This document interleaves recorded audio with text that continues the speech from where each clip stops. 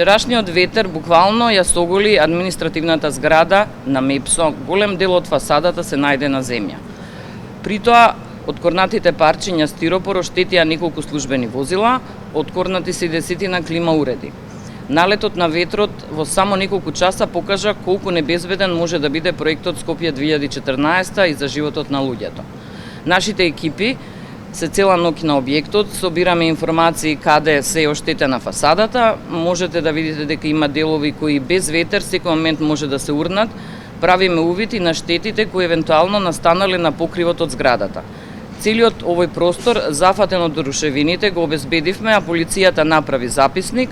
Од безбедносни причини го ограничивме и движењето, а осигурителните компании и стручните лица вршат проценка на настаната штета, така што е прерано да говориме со бројки. Минатата влада потрошила повеќе од 10 милиона евра.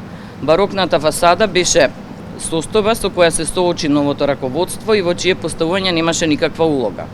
Поради повеќе наследени состојби и пропусти во изведбата, донесена е одлука за спроведување на внатрешна ревизија која треба да утврди фактичка состојба во однос на активностите превземени од страна на изведувачот и согласно склучениот договор во 2013 година.